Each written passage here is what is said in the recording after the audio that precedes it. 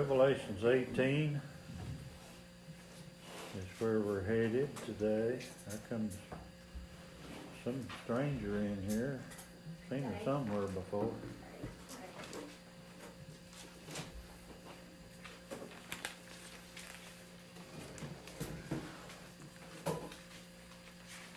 Hey, Gina.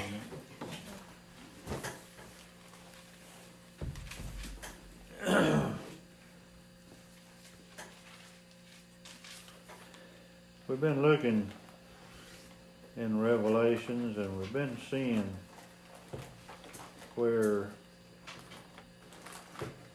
we're approaching the end times and where God has been pouring out His wrath upon the world in these last 7 years. And this period of time is called the tribulation period. God's pouring out His wrath upon these people because they have rejected Him. And the church is gone. The church has been raptured and taken up, and the church is with the Lord. And Satan is on earth. He's taken over. He has a couple of people in place at this time as servants to him. The Antichrist, the false prophet. There's a system in place, and that's what we're going to be talking about today. It's a kind of a religious system, and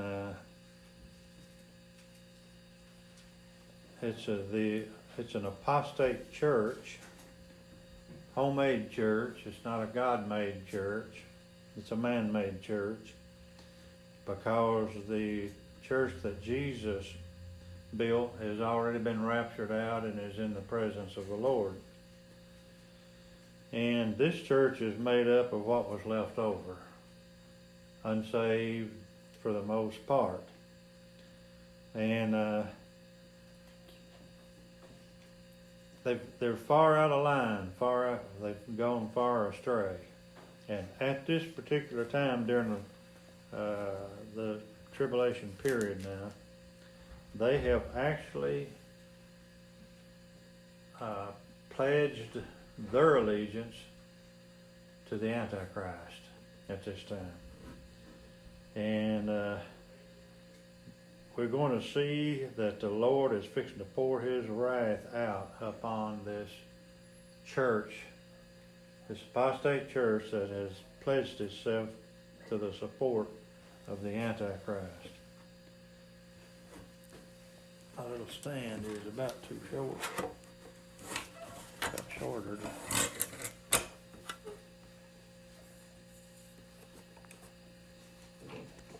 Yeah.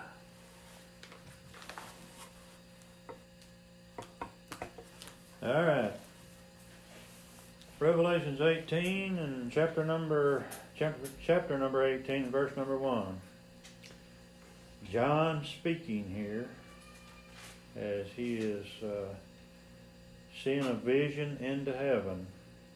And after these things I saw another angel come down from heaven, having great power,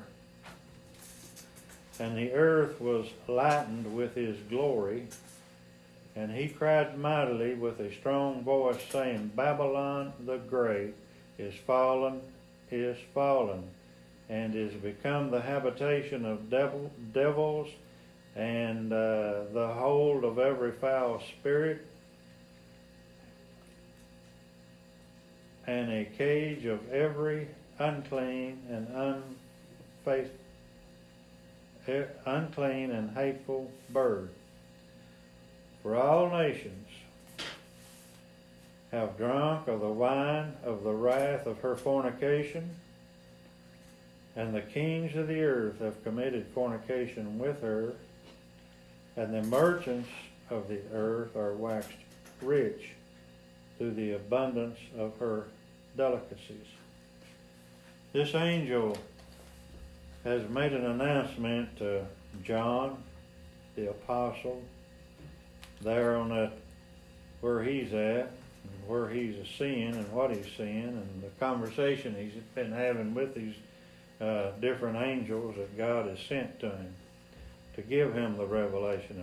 And in the very beginning of this, John's orders was to write this down and to send it to 7 different churches in Asia, so that we could have it today. And that's what we're doing today. We're studying just exactly the very things that John saw right here. A picture of the end time, and a picture of how it's going to be during the end time. And it says here that this angel came down, and he's quite a person. He spoke with a firm voice, a loud voice, strong voice. He cried mightily, it says, and it says the earth was lighted with his glory. And his announcement was that Babylon the Great is fallen. It's become the habitation of devils, unclean and hateful birds, a cage for every unclean and hateful bird. Now, I'm sure this question's on everybody's mind. Who in the world, or what in the world, is Babylon? We've been hearing about it for several chapters now. And it says back over in chapter number 14, I think it is. I'm going to look and see. Yeah. In chapter 14, and in verse number 6, it says,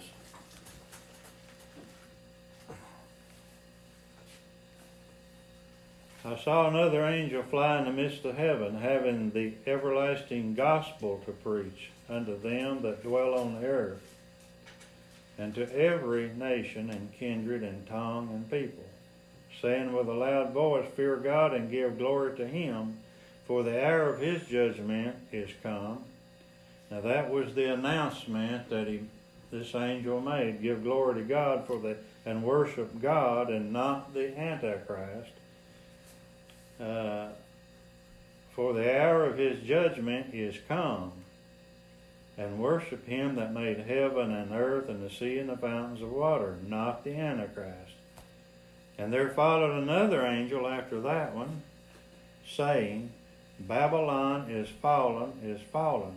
Now when we went over, we were in 14, and when we got to 18, we found that same announcement was repeated again from a different angel this time. It says, Babylon is fallen, that great city. Here's why. Because she made all nations drink of the wine of the wrath of her fornication. Now, in the Old Testament, whenever Israel would get out of the will of God, and they often did, and they began to follow the teachings of the countries, the nations that was around them, heathen nations, who worshipped, who had false religions, false teachings, devilish practices.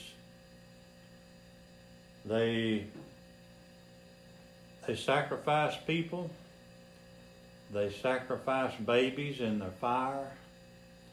They were very noble people. They had all these gods, and from time to time they would grab up a child and sacrifice it in the fire. Problem is, they probably didn't want that child. They had too many and said, I need to get rid of one, and I'm going to play religious in front of everybody and get rid of this kid right here or something. But they sacrificed their children and things in the fire. Part of their practices had to do with whoredom, and part of their practices had to do with homosexuality and stuff such as that. Now, it says in verse number 8 of chapter 14, and there followed another angel saying, Babylon is fallen, that great city called Babylon, a city. And it says, because she made all nations. Now this is a worldwide organization right here. Drink of the wine of the wrath of her fornication.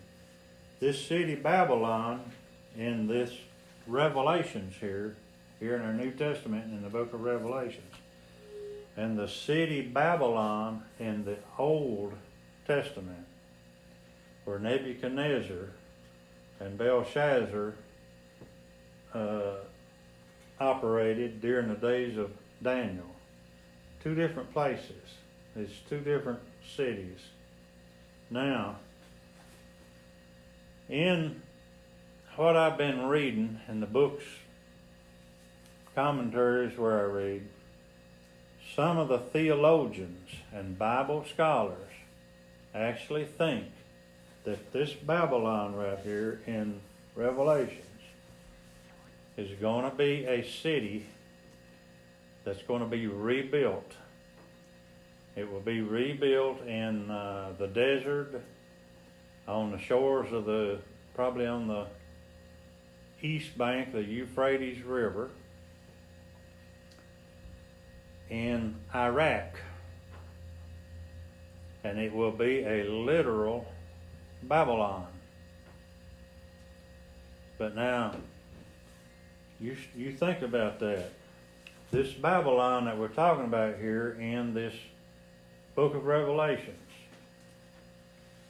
is going to be a world leader.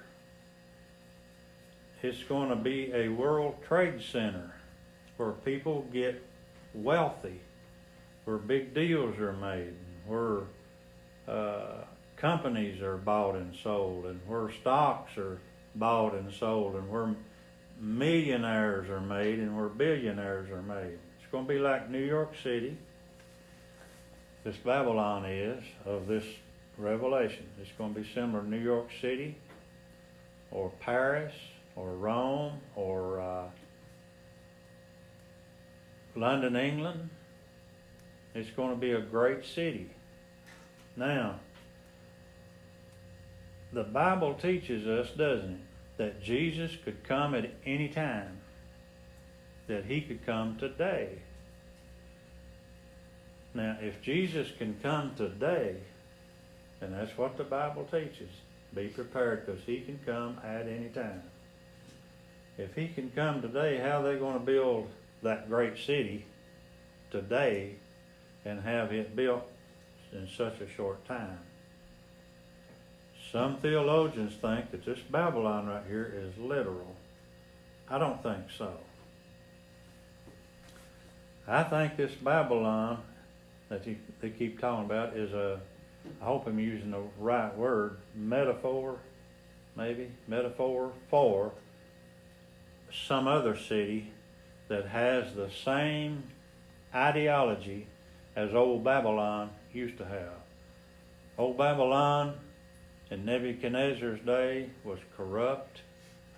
It was all about sin. It was ungodly. It was anti-God in every way. They practiced homosexuality, prostitution. They practiced killing of children and babies. Now, I agree that it does sound a whole lot like the United States. We do that stuff. But so does a lot of other countries throughout the whole world. Now listen to what he's talking about here. He says, because Babylon, because she made all nations, that's worldwide, this Babylon is, drink of the wine of the wrath of her fornications. So we're looking at something that is practiced throughout the whole world. Where did that come from? Where did that start at? We're going to talk about that in a little while when I get back into one of these other chapters over here.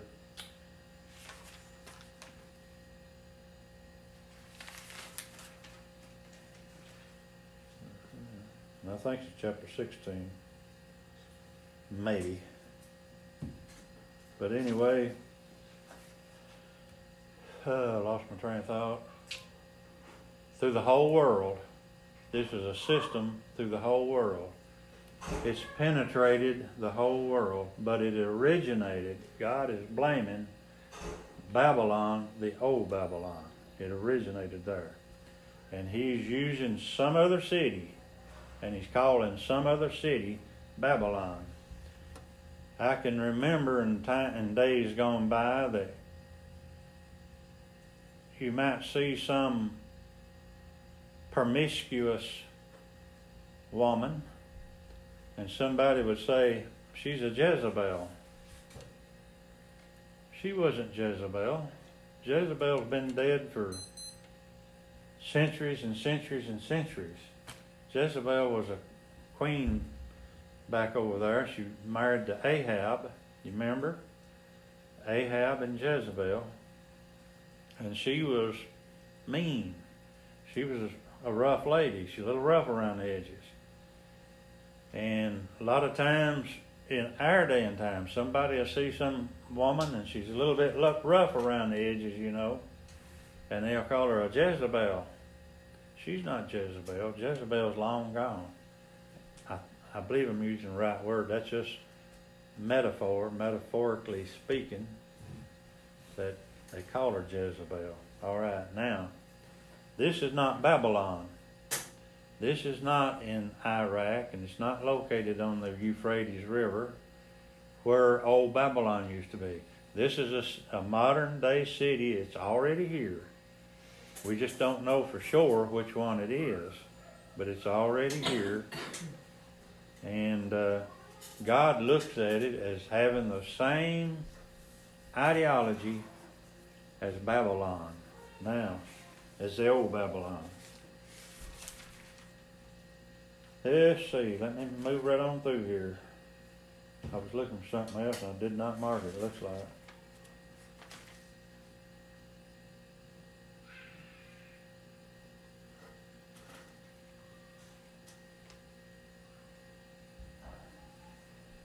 All right, yeah. Chapter 16, and verse number 17.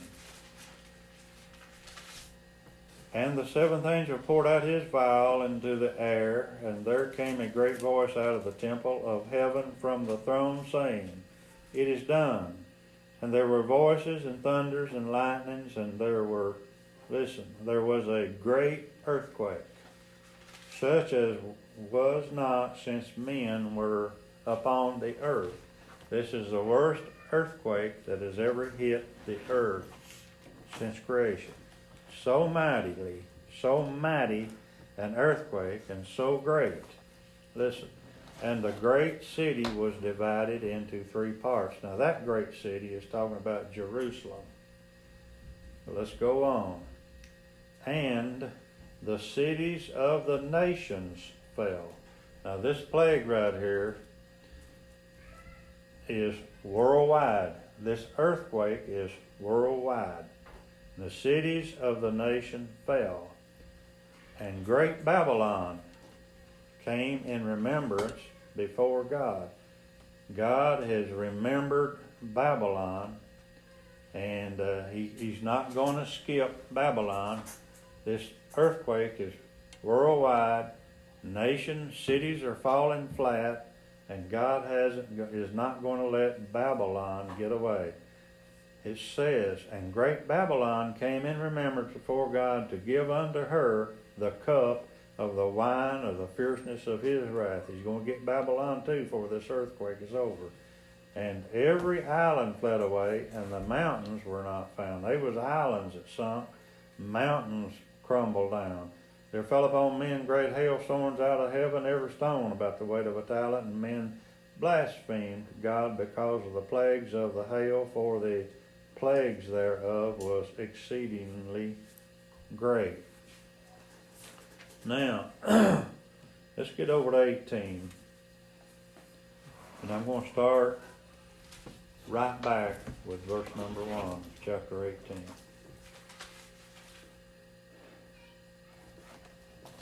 And after these things I saw another angel come down from heaven, having great power.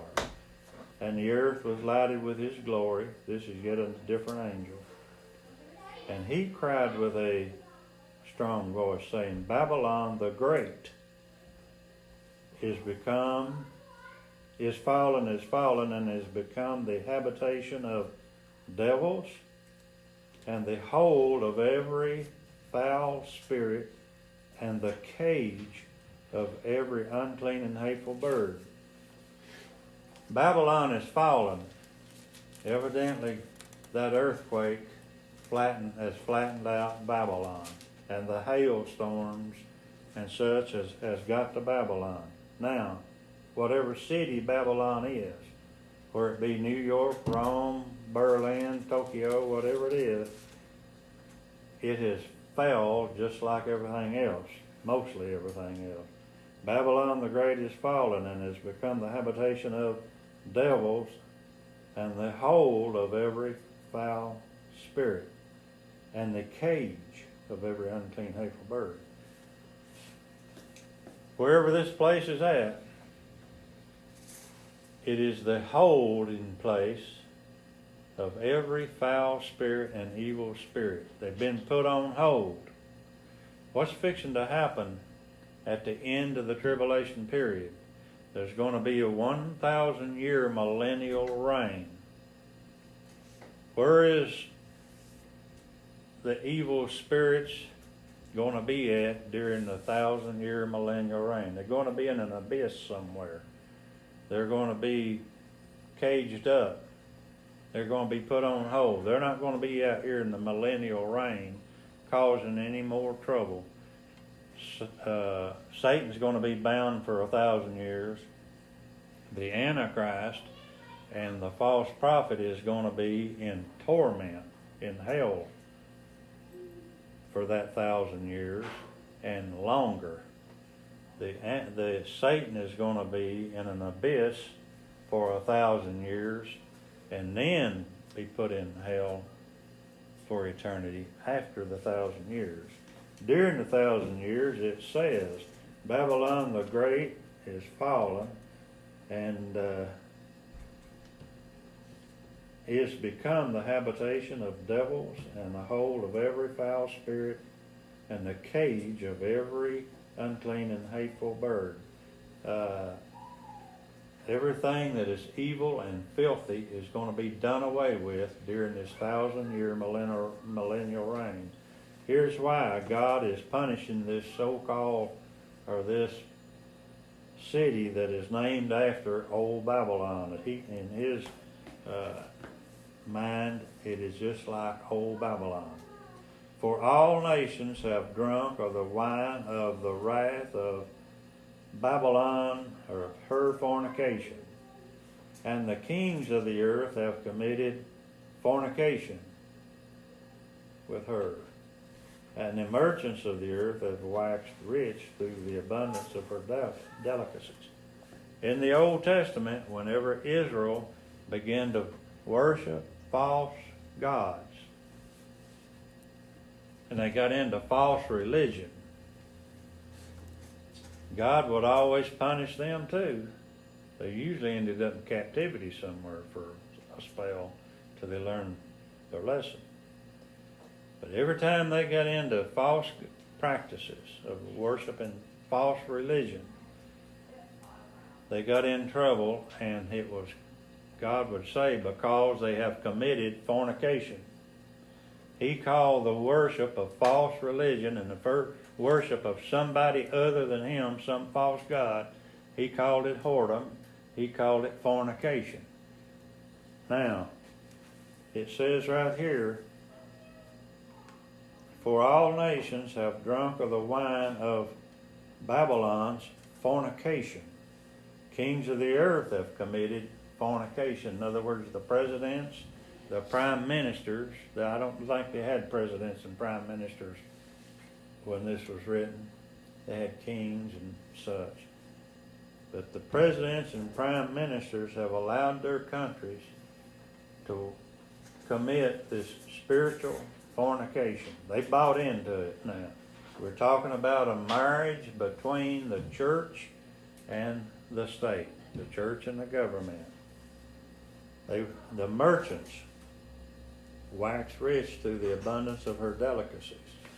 Now, I heard another voice, verse 4, from heaven saying, "Come out of her, my people."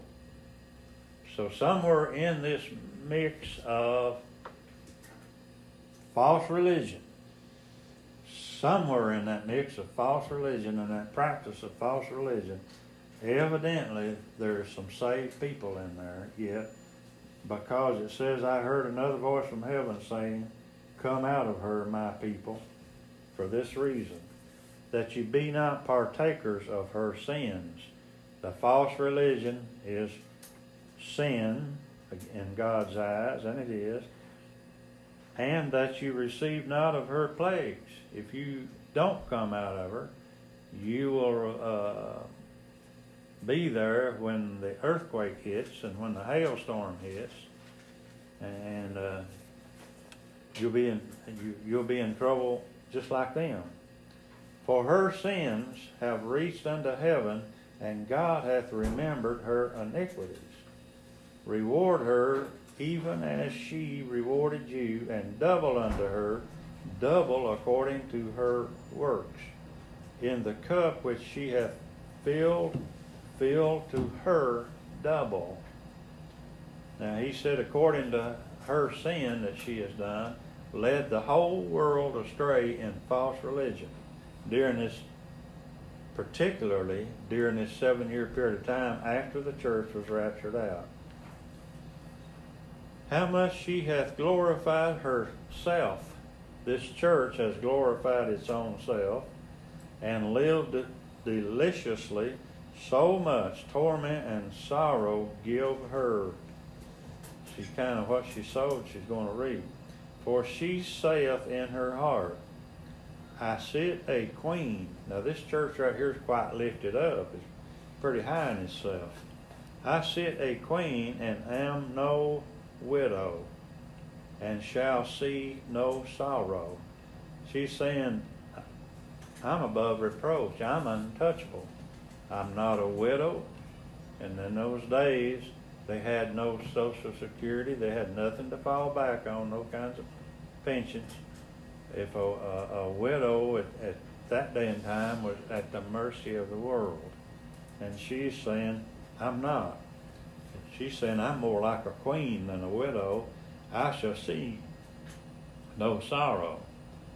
"Therefore shall her plagues come in one day." And that earthquake was in one day. "Death and mourning and famine, and she shall be utterly burned with fire, for strong is the Lord God who judgeth her." The kings of the earth who have committed fornication with her. In other words, this church is worldwide, and it plays a role in politics and electing officials. There is a marriage, so to speak, here between there is a union, not a marriage, but there is a union, so to speak, here between the church at that day and time and governments around the whole world. "The kings of the earth who have committed fornication and lived deliciously with her shall bewail her and lament for her when they shall see the smoke of her burning, standing afar off for the fear of her torment, saying, Alas, alas, that great city Babylon, that mighty city, for in 1 hour is thy judgment come." Now, we've got something here going on that we call, this place has been called a woman. It's been called a city. It's been named Babylon. It's been called a harlot. And it's been accused of spreading and teaching and practicing fornication, which is the worship. The fornication it's talking about is the worship of something other than, or someone other than God Almighty, Jehovah. In Old Babylon, back in Daniel's time, if you remember, Nebuchadnezzar made a statue of gold, and it was 60 cubits tall. Ever how tall 60 cubits is, it was 60 cubits tall. Now, you remember why he made it? He dreamed a dream. He saw a statue had a head of gold, shoulders of silver, on down was brass, and its legs and iron, and the feet was iron and clay. The head, when he approached Daniel and Daniel interpreted his dream for him, Daniel said, the head of gold is you. But these other things are other nations. He said, you're the king now. But he said, you're going to be conquered. And he said, somebody else is going to be replaced. And finally, down here, somebody else is going to be replaced, but it's going to be the strongest. It's going to be iron, but it's going to have a weak point in it. The toes, the feet are a mixture of clay. That turned out to be the Roman Empire. It was the meanest, biggest, and strongest one, but it had a problem. It had too many nationalities out there trying to control, and it had that was its weakness, and it had the feet of clay, which is not very strong, and the Roman Empire finally fell. Now, you remember what he did after Daniel interpreted that dream? He ordered a statue built. And he said, I want this statue to be all gold. From the head to the feet to the end of the toes. It's all about me, Nebuchadnezzar. And so they built a statue that was 60 cubits high. Remember what a cubit is. I don't remember what that is. 1.5 feet or something, I'm not sure. Is it 1.5 feet? All right. 90 feet high. Now, he said every day there's going to be a trumpet sound. I want everybody to worship that statue. You're going to worship an image. Daniel refused to do it, and they put him in a lion's den for not worshiping an image. Now, didn't help him any, because God took care of that. Over here in this Babylon here that we're talking about in Revelations, this man, this Antichrist, there's going to be an image put up. The false prophet is going to order that an image be made of the Antichrist. He's going to be placed in a place, and people are going to have to worship this Antichrist instead of God. And as a result of that, God calls this place and this form of religion, he calls it Babylon. This place, Babylon, in Revelations, has earned its title through false religion and false worship and the force of forcing people to turn their back on God and worship a false Christ. A false God. Now, it says, their sins have reached heaven, and God hath remembered her iniquity, Babylon's iniquity.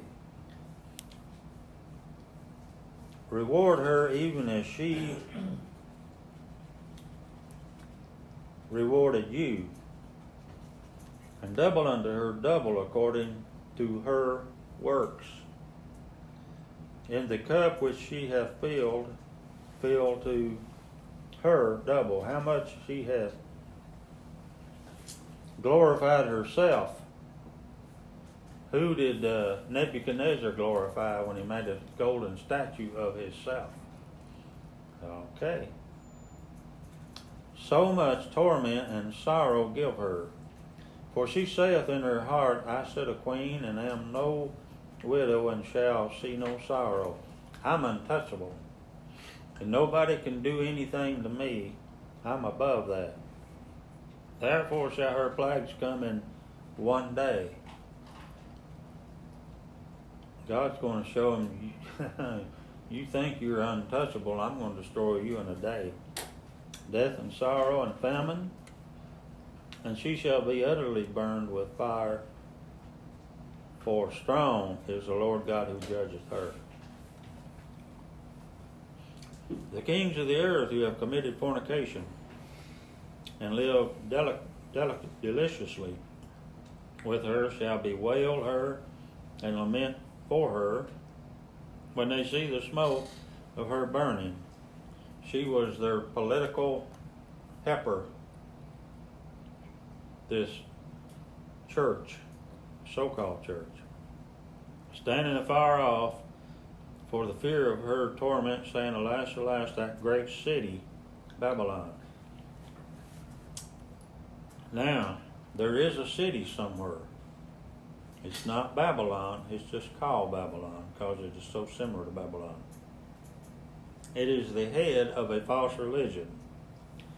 It is the headquarters, I should say, of a false religion. That mighty city, for in 1 hour is thy judgment come. And the merchants there shall weep, mourn over her, for no man buyeth and selleth their merchandise anymore, the merchandise of gold, silver, and precious stones, and of pearls, and fine linen, and purple, and silk, and scarlet, and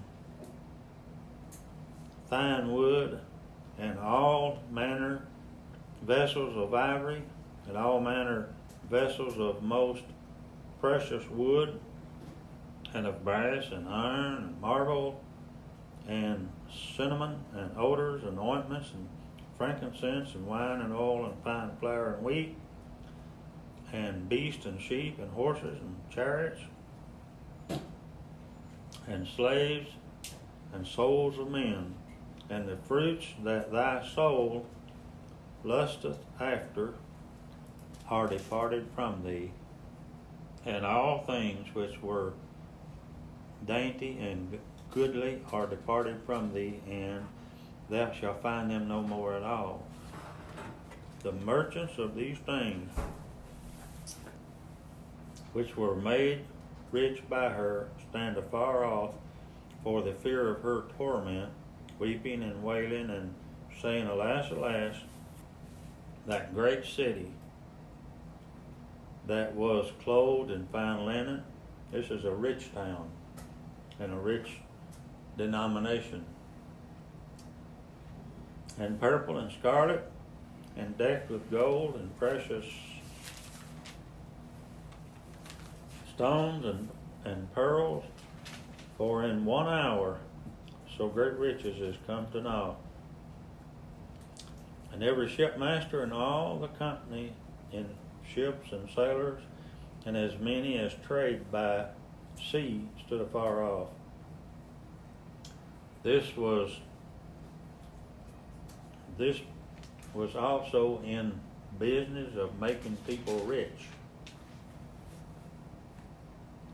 It controlled a lot. It controlled the earth. And cried when they saw the smoke of her burning, saying, That city is like unto this. What city is like unto this great city? And they cast dust on their heads and cried, weeping and wailing, saying, Alas, alas, that great city wherein were made rich all that had ships in the sea by reason of her costliness. For in 1 hour she is made desolate. Now, you see, people are wailing over this city, over the fall of it. But look how the subject changed right here in this next verse, 21. 20. It says to us, rejoice over her, thou heaven, and ye holy apostles and prophets, for God hath avenged you on her. While they're weeping and wailing, we're to be rejoicing. And a mighty angel took a stone and a great mill, took up a stone like a great millstone, and cast it into the sea, saying, thus with violence shall the great city Babylon be thrown down, and shall be found no more at all.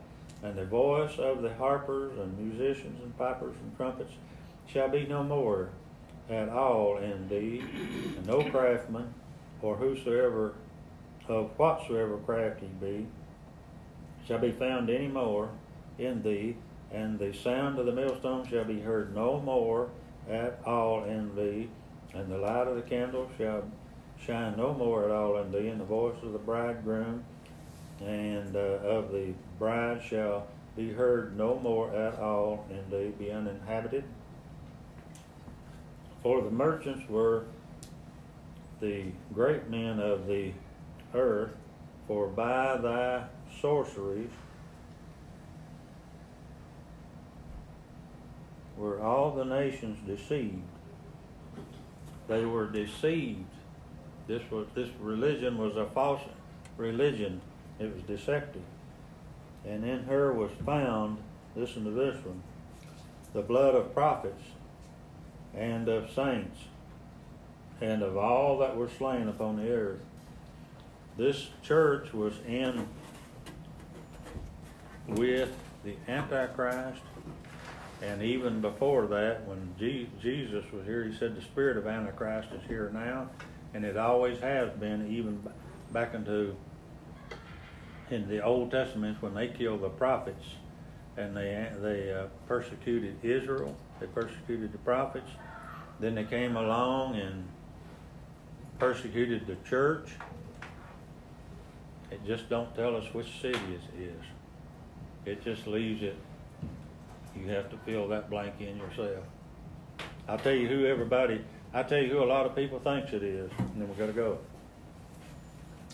Some of the theologians think they're going to rebuild Babylon, that it's going to be literal. I don't think so. Some other theologians think it's going to be Rome. I don't know. Could be McKee. Thank you all. Thank you all.